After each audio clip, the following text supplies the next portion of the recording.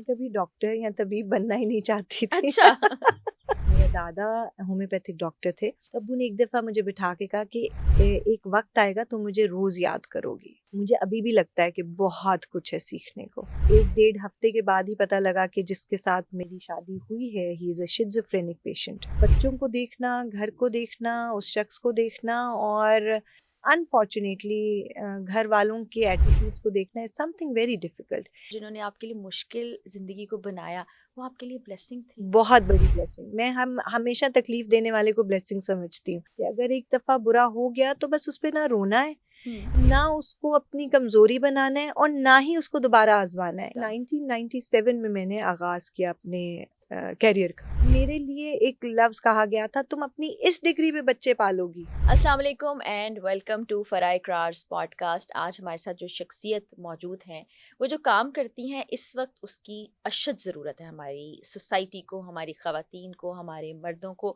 کیونکہ دوائیاں سب کو چاہیے ہیں, ہیلتھ ایشوز سب کے ہوتے ہیں, چاہے وہ فزیکل ہیلتھ ہو چاہے وہ مینٹل ہیلتھ ہو, اس کے علاوہ بہت ساری چیزیں. تو ہم نارملی کچھ ٹریڈیشنل قسم کی دوائیں استعمال کرتے ہیں, اینٹی بایوٹکس لیتے ہیں جس کے نقصان بھی ہوتے ہیں, فائدے تو ہوتے ہیں لیکن ساتھ نقصان بھی ہوتے ہیں. اس سے کیسے بچا جائے اور آلٹرنیٹ میڈیسن پر کیسے جایا جائے اور کیسے کسی کی نبض پکڑ کر اس کو بتا دیا جائے کہ یہ پرابلم ہے, اس کا سلوشن یہ ہے, اور بڑے ہیلدی طریقے سے جس کے نقصانات نہ ہونے کے برابر ہوں.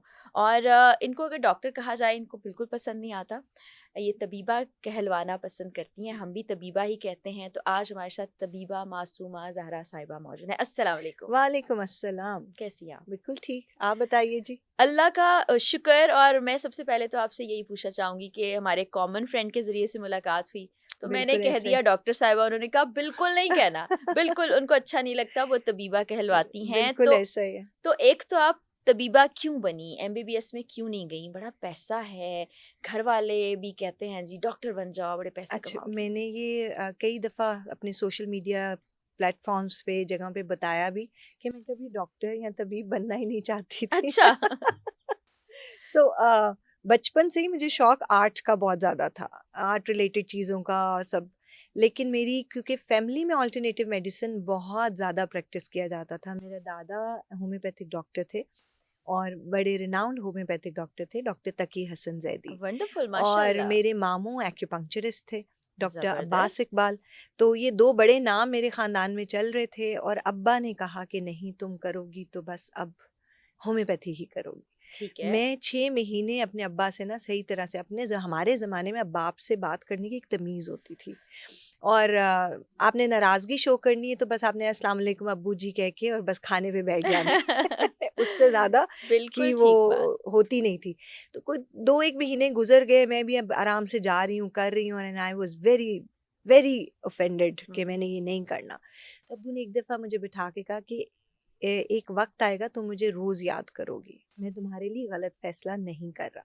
تو میں کہا ٹھیک ہے. پھر پڑھ میں نے یہ لیا تھا, ماموں سے بھی سنا تھا ایکیوپنکچر از این آرٹ, دماغ میں لفظ آرٹ پھنسا ہوا تھا. اینڈ آئی سیڈ کہ اوکے فائن, مجھے اگر آپ ایکیوپنکچر کرنے کی اجازت دیں گے تو میں ہومیوپیتھی پڑھوں گی. And then it start the journey, homeopathy کیا, پھر ایکیوپنکچر کیا, اور یہ پھر ایک ایسا سمندر ہے جس میں میں آج 29 ایئرز ہونے والے ہیں مجھے الحمدللہ. اس سال 29 ایئرز کمپلیٹ ہوئیں گے سپٹمبر میں.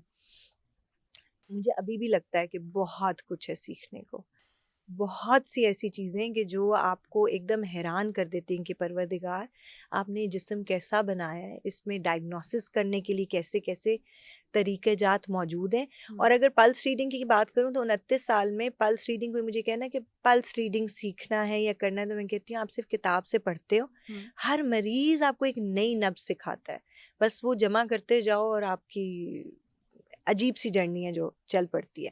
تو اس طرح سے میں اس فیلڈ میں آئی نہ چاہتے ہوئے بھی, لیکن الحمدللہ آج واقعی میں ابو کو روز یاد کرتی ہوں, کہتی ہوں کہ شکر ہے کہ انہوں نے اس سائٹ پہ مجھے بھیج دیا زبردستی, ورنہ شاید میں بالکل زیرو ہوتی, نہ کچھ کرتی. آپ نے زندگی کی بڑی اہم شخصیت والد صاحب کا ذکر کیا. والد کے ساتھ زندگی بڑی الگ ہوتی ہے، جب وہ نہ رہیں الگ ہوتی ہے، پھر زندگی خود بڑی چیلنجنگ ہوتی ہے. ایسے ہی. زندگی کا سفر کتنا مشکل رہا اور ان مشکلات سے آپ نے کیسے ڈیل کیا؟ سوال مشکل بھی ہے اور آسان بھی. ماں باپ کا گھر ڈیفینیٹلی ایک بالکل ڈفرینٹ چیز ہوتی ہے، اور اگر آپ کو اچھا اگلا گھر مل جائے تو اس سے بہتر کوئی اور چیز نہیں ہوتی ہے. اور جیسے میں اپنی بیٹی کو بھی کہتی ہوں کہ میرا گھر تمہارا گھر ہے ہی نہیں، اگلا گھر جو ہے وہاں کے لیے تم بنائی گئی تھی اور وہاں رہنا ہے.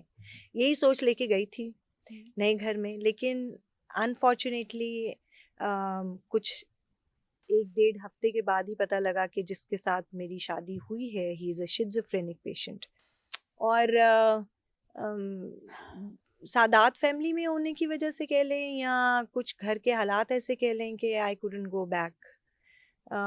مجھے لگا کہ میں واپس جاؤں گی، جو کہ حالات ایسے تھے کہ شاید میری گھر میں میری اماں کے لیے مشکل ہو جائے گی، بیکاز انفارچونیٹلی رشتہ کچھ اس طرح سے تھا کہ مسئلہ ہو سکتا. ٹھیک. تو بس زندگی گزرتی رہی. After 5 years I had my first baby boy, میرا بیٹا خیر سے، اینڈ دین بیٹی. اور بس رضا کے ساتھ زندگی مشکل تھی، کافی مشکل تھی.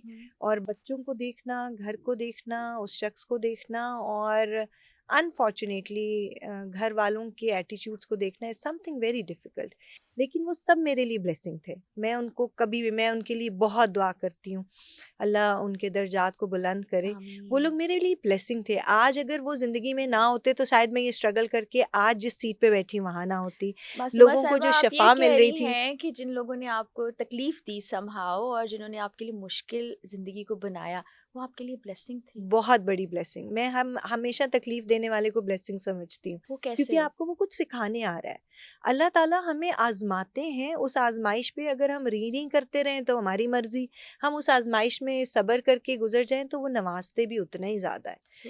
اور کوئی بھی ہو، ہر ایک کا دیکھو، ہو سکتا ہے وہ مجھے غلط سمجھ رہے ہوں، تو اپنی اپنی جگہ ہم اپنے آپ کو ٹھیک سمجھتے ہیں. لیکن اگر اسی تکلیف میں ہم دوسرے کو بھی سمجھنے کی کوشش کریں گے، ٹھیک ہے، ہاں آزمائے ہوئے کو دوبارہ آزمانا میرے ڈکشنری میں نہیں ہے. کہ اگر ایک دفعہ برا ہو گیا تو بس اس پہ نہ رونا ہے، نہ اس کو اپنی کمزوری بنانا ہے، اور نہ ہی اس کو دوبارہ آزمانا ہے. یہ میری زندگی کا اصول رہا ہے، اور میرے خیال سے کہ وہ کامیاب ہی رہا ہے کہ سیکھا، آگے بڑھ گئے، بس اٹس ڈن.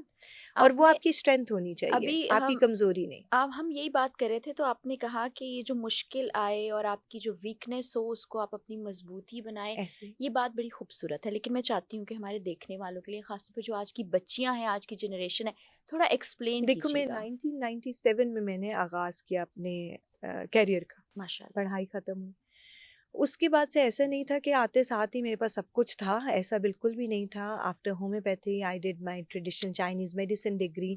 پھر 2016 میں نے آ کے دوبارہ ایڈمیشن لیا، اور میں نے طب کے اندر اپنا ایڈمیشن لیا. تو میں نے اپنی FTJ فاضل طب و جراحت کی ڈگری لی.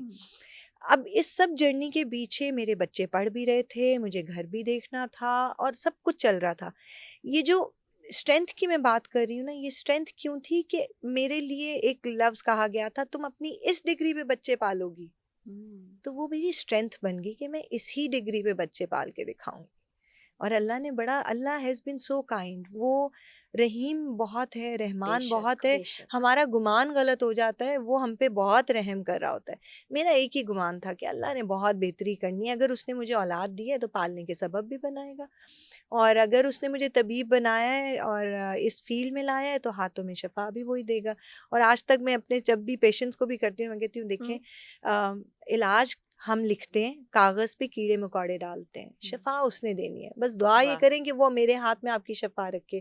اور اللہ بہت پیارے ہیں، بڑی عزت رکھ لیتے ہیں الحمدللہ. ماشاءاللہ اتنی پیاری باتیں، اور میرا جی تو یہی چاہ رہا ہے کہ اسی کو ہم کنٹینیو کریں. لیکن ظاہر ہے آپ کا جو شعبہ ہے اس سے متعلق بھی ہم چاہتے ہیں لوگوں کو بتایا جائے.